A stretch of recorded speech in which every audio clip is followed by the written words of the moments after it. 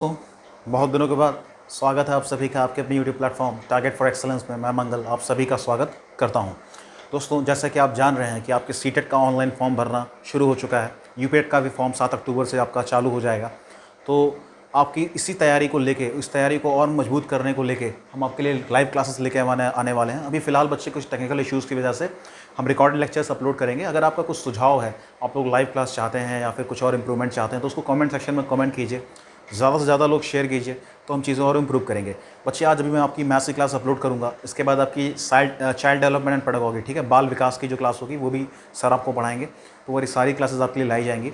और बच्चे, ये जो मैथ्स की क्लास आपके पास होने वाली है, मैथ्स और साइंस की क्लास, इसमें हम tips and tricks, basically conventional जो पारंपरिक तरीका है उसको ना डिस्कस करते हुए बहुत आसान तरीके, जो आपके क्वेश्चंस को सॉल्व करने में मुश्किल से चंद सेकंड लगाएंगे आप, वो सारे चीज़ें हम डिस्कस करेंगे। लेकिन उसको बताने से पहले मैं थोड़ा आपका कंसेप्ट बिल्डिंग करूँगा। एक क्लास में हम कंसेप्ट बिल्डिंग करेंगे, अगली क्लास में हम लोग टिप्स एंड ट्रिक्स और क्वेश्चन प्रैक्टिस करेंगे, ठीक है। और लाइव क्लास में मैं आपको पीडीएफ प्रिपेयर करूँगा, ठीक है। तो लाइव क्लास में क्या है कि लोगों का फीडबैक आ रहा था कि जो मतलब मोबाइल पे पढ़ा रहा था उस पर अच्छा लोगों का फीडबैक नहीं आ रहा था, ठीक है, वो कनेक्ट नहीं हो पा रहे थे। तो उस पर हम क्वेश्चन प्रैक्टिस कर लिया करेंगे। अभी फिलहाल हम लोग कंसेप्ट बिल्डिंग के ऊपर चलते हैं। उसके बाद टिप्स एंड ट्रिक्स, ढेर सारी चीज़ें डिस्कस की जाएंगी। और ये जो मैं आपको पढ़ा रहा हूँ ये आपका यूपी टेट, सी टेट, ठीक है, central teachers eligibility test, Uttar Pradesh TT, और आपका जो जूनियर का एग्जाम अभी 17 अक्टूबर को होने वाला है, उसमें बहुत हेल्प आपको करेगा। तो उसमें भी आप लोग देखिएगा। यूपी पीआरटी की जो वैकेंसी आने वाली है, करीब 50 से 70 हज़ार वैकेंसी आने वाली है उत्तर प्रदेश के अंदर, उसका भी नोटिफिकेशन आपको जल्दी दिखेगा। दिसंबर तक मान के चलिए कि फॉर्म भी मेरे ख्याल से आ सकता है दिसंबर के महीने तक। तो तैयारी को ढीली मत करिए, तेज़ी से अपने मुकाम को हासिल कीजिए और हम उस मुकाम को हासिल करने में हम आपकी मदद करेंगे। और जो भी एग्ज़ाम को तैयारी आपकी कराई जा रही है उस पर आप निस्संदेह होकर हमारे ऊपर भरोसा कर सकते हैं अपनी तैयारी को लेकर। तो बिना देरी के बच्चे इस टॉपिक के ऊपर आते हैं। और ये हमारा टॉपिक आज का क्या है, मासापा व लासापा, ठीक है, मतलब महत्तम समापवर्तक, लघुत्तम समापवर्तक, इंग्लिश में हाईएस्ट कॉमन फैक्टर और लोवेस्ट कॉमन मल्टीपल, ठीक है, एलसीएम, एचसीएफ, एलसीएम, ठीक है। तो क्लासेस आपकी बाइलिंगुअल होंगी। उसके तो इसमें क्या करेंगे, अगर हम कंसेप्ट बिल्डिंग के ऊपर चलें, थोड़ा सा क्वेश्चंस के ऊपर भी हम आते हैं, थोड़ा सा कंसेप्ट बिल्डिंग करते हैं। जो बच्चे, कुछ ऐसे भी बच्चे जुड़े हुए हैं हमारे साथ जो उनको बता रहे थे कि सर हमारा मैथ्स बहुत वीक है, तो उनके लिए थोड़ा सा इंट्रो है और हम क्लासेस स्टार्ट कर रहे हैं अभी, ठीक है। तो बच्चे, गुणज क्या होता है? गुणज को, जो बच्चे इंग्लिश मीडियम के हैं, गुणज को इंग्लिश में मल्टीपल्स कहा जाता है। क्या अगर आपको देखा जाए तो मल्टीपल्स की डेफिनेशन क्या हो सकती है बच्चे? किसी संख्या में, ठीक है, अगर किसी भी संख्या, कोई भी नंबर है, मान लीजिए कोई भी नंबर है 10, 12, 1, 2, 3 कुछ भी है, उसमें अगर आप किसी भी नंबर में, मान लीजिए नंबर क्या है n, मान लीजिए कोई नंबर है n, अब ये n क्या हो सकता है? 1 2 3 4 5 6 7 8 9 10 कुछ भी हो सकता है। इसमें अगर आप 1 2 3 4 5, ठीक है, ऐसे आप किसी भी नंबर का मल्टीप्लाई करेंगे तो जो भी मतलब मान लीजिए n का 1 में मल्टीप्लाई कर दिया आपने तो n आ जाएगा, n का 2 में मल्टीप्लाई कर दिया 2n, 3n, 4n, 5n, ऐसे n स्क्वायर तक आपका, इन्फिनिटी तक आपका चलते जाएगा, ठीक है। तो उसमें अगर आप मल्टीप्लाई करते हैं तो उसे आपका n का मल्टीपल कहा जाता है। एक एग्जांपल लेते हैं, मान लीजिए अगर 2 में आपने 1 का मल्टीप्लाई कर दिया तो 2 आएगा। तो ये जो 2 आया है ये 2 का ही गुणज है, ठीक है। फिर 2 में आपने 2 का मल्टीप्लाई कर दिया, ठीक है, 4 आ गया। ये 2 फिर इस 2 का गुणज है। तो इस प्रकार से ये जो चीज़ें हैं ये फैक्ट किसके मल्टीपल हैं? इसके, ठीक है, इसके मल्टीपल हैं, ठीक है, इस नंबर के। तो उसी तरह से कोई भी नंबर हो आप उसमें मल्टीप्लाई करेंगे तो आपको उसका मिलते जाएगा। बच्चे, एक कंसेप्ट बिल्डिंग कर रहा हूँ, बहुत लोगों को ये पता होगा, लेकिन थोड़ा सा कंसेप्ट बिल्डिंग के ऊपर चलते हैं, तेजी से डिस्कस करेंगे, ठीक है, समय नहीं लगाएंगे। आते हैं गुणनखंड के ऊपर। आपका गुणनखंड क्या होता है? अभी हमने मल्टीपल्स की बात की, अब गुणनखंड के ऊपर बात करते हैं।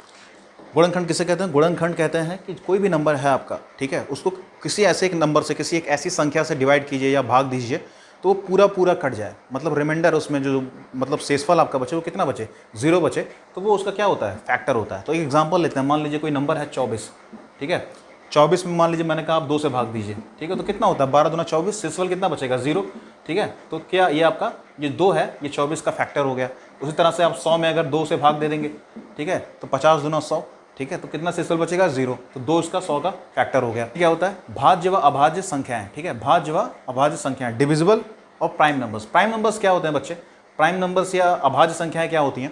ये आपकी मतलब इस पर बहुत अच्छे से क्वेश्चन बनते हैं, इसको भी हम लोग डिस्कस करेंगे। पहले समझ लीजिए बेसिक काउंट। अभाज्य संख्याएं किसे कहते हैं? जैसे मान लीजिए आपका 2 हो गया, 3 हो गया, 5 हो गया, 7 हो गया, 11 हो गया, ऐसे आपका चलते जाएगा। इसमें आप देखिए क्या दिख रहा है आपको, मतलब या तो 2 जो है ये या तो 1 से भाग दिया सकता है या खुद से, 3 भी 1 से भाग दिया सकता है या खुद से, 5 खुद से या 1 से, 7 खुद से या 1 से, 11। सिमिलरली ऐसे नंबर्स जो खुद से, ऐसी संख्याएं जो खुद से भाग दिए जाने पर शेषफल जिनका 0 बचे, या 1 से मतलब भाग दिया जा सके उसे प्राइम नंबर्स कहते हैं। अन्य किसी भी संख्या से ये भाग करने पे इनका शेषफल 0 नहीं बचेगा, तो इसे प्राइम नंबर कहते हैं। डिविजिबल नंबर या भाज्य संख्या, वही नंबर जो भी हमने डिस्कस किया यहाँ पे फैक्टर वाले में, कि मान लीजिए कोई नंबर है उसने आपको भाग दिया, आपने उसको भाग दिया तो पूरा पूरा कट गया, तो वो भाज्य संख्या होगी। ठीक है, अब आते हैं इसके ऊपर, ठीक है, प्राइम फैक्टर्स के ऊपर। प्राइम फैक्टर क्या होता है, ठीक है, अभाज्य गुणनखंड। तो प्राइम नंबर्स क्या होती हैं, अभाज्य संख्याएं क्या होती हैं, आप समझ गए। अब आते हैं अभाज्य गुणनखंड के ऊपर। मान लीजिए आपसे क्वेश्चन पूछा जाए कि ये 32 है, ठीक है, इसका आप गुणनखंड करें, ठीक है, इसका गुणनखंड करें, ठीक है, इसका आप गुणनखंड कीजिए। तो आप इसका अगर गुणनखंड करेंगे बच्चे, तो आप देखिएगा कि इसमें जो आपका जो मतलब वैल्यू इधर इस साइड में जो आपकी वैल्यू आएंगी, ठीक है, जिससे हम भाग दे रहे हैं, वो जो वैल्यू यहाँ पे आएगी वो हमेशा अभाज्य संख्या या प्राइम फैक्टर होगी। चलिए करके देखते हैं जो मैं कह रहा हूँ सही कि नहीं।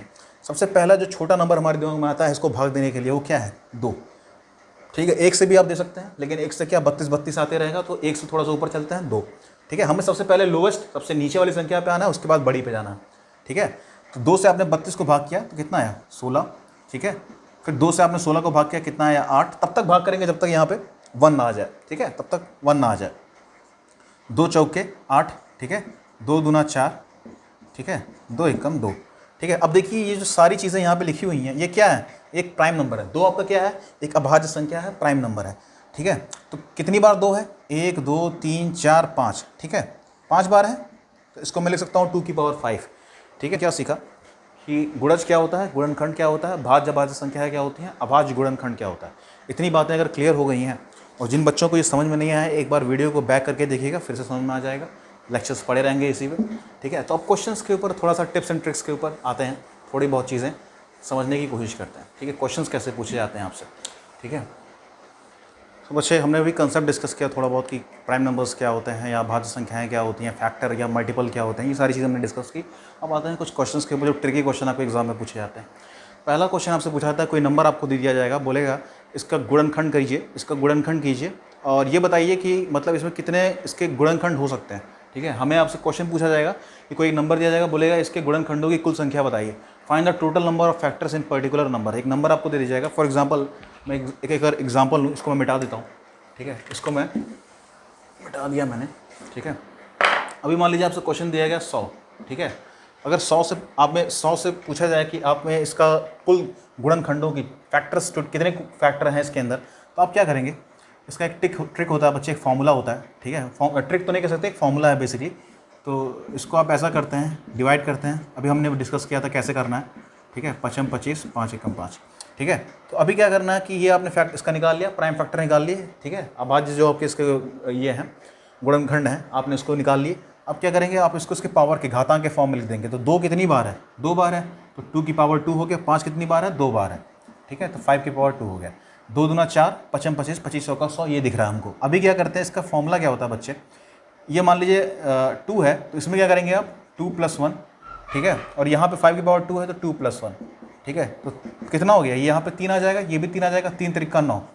तो आपका आंसर क्या हो जाएगा कि 100 में कुल कितने गुणनखंड हो सकते हैं, या टोटल नंबर ऑफ फैक्टर्स कितने हैं इसके, तो 9 हो जाएंगे आपका आंसर। एक एग्जांपल और ले लेते हैं ताकि आपका कंसेप्ट एकदम क्लियर हो जाए। ठीक, 72 के कुल गुणनखंडों का संख्या कितनी है, टोटल नंबर ऑफ फैक्टर्स 72 कितने हैं, तो आप क्या करेंगे, डिवाइड करेंगे जब तक यहाँ नीचे 1 ना आ जाए। 18 दूना 36, 2 9 18, 3 3 9 और 3 एकम 3।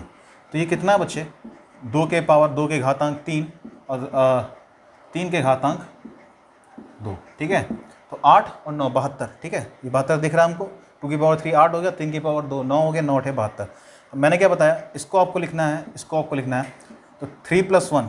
ठीक है, इसमें आप 1 जोड़ेंगे, इस वाले पावर में जो घातांक है इसमें भी 1 जोड़ेंगे। ठीक है, तो कितना हो गया, 3 1 4 और 4 2 6, 3 1 4 और 2 1 3, कितना हो गया 12। तो इसका टोटल नंबर फैक्टर्स 72 में कितने टोटल नंबर फैक्टर्स हो गए 12।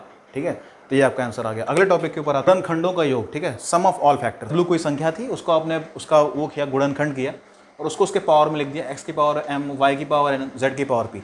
उसके बाद उसके लिए बात ये बच्चे, ये फॉर्मूला है। ठीक है, x की पावर m + 1, मतलब जो ये पावर थी उसमें +1, और इस पूरे में से -1 x -1। उस तरह से y की पावर n + 1, पूरे में से -1 y -1, z की पावर p + 1 -1 z -1। ठीक है, ये क्वेश्चन बच्चे एग्जाम में आते हैं। ठीक है, थोड़ा सा टफ है, बच्चों को लग सकता है थोड़ा टफ हो, लेकिन ये फॉर्मूला बच्चे इसी से काम आपको चलाना पड़ेगा। ठीक है, तो एक क्वेश्चन इसके ऊपर डिस्कस करते हैं, फिर आगे का क्वेश्चंस हम लोग बढ़ेंगे। ठीक है, तो आप मान लीजिए कोई संख्या है 120, ठीक है, मान लीजिए 120 कोई संख्या है 120, आपसे पूछा गया कि 120 के गुणनखंडों का योग आप बताइए। तो आप क्या करेंगे, इसमें पहले प्राइम फैक्टर या अभाज्य संख्याओं का गुणनखंड निकाल लेंगे। कितना हो जाएगा, 30, 15, 3, 5, ठीक है, 5 1। मैंने क्या बताया था, अब ऐसे लिखेंगे, यहाँ पे W हो जाएगा आपका 120, ठीक है, 2 की पावर 3, 1 2 3, 3 हो जाएगा, ठीक है। और फिर उसके बाद 3 कितनी बार है, एक बार है। 5 कितनी बार है, एक बार है, ठीक है। ये हो गया आपका। अब क्या करना है, आपको इसका सम निकाल लेना है, ठीक है, सम ऑफ फैक्टर्स ऑफ 120, ठीक है, इसके 120 का फैक्टर्स आपको निकाल लेना है। तो मैंने क्या बताया था, x की पावर जो आपकी पावर है उसमें +1 पूरे में से -1 अपॉन x -1। तो यहाँ पे x मान लीजिए 2 है, पावर 3 है, तो आपने यहाँ पे लिखा 2, 3 + 1, ठीक है, पूरे में से -1 अपॉन 2 -1, ठीक है, ये हो गया, इंटू 3 की पावर, ठीक है, यहाँ पे पावर कितनी है 1 + 1 पूरे में से -1, ठीक है, अपॉन 3 माइनस, यहाँ पे जो आपका ये है y है, ये 3 - 1, ठीक है।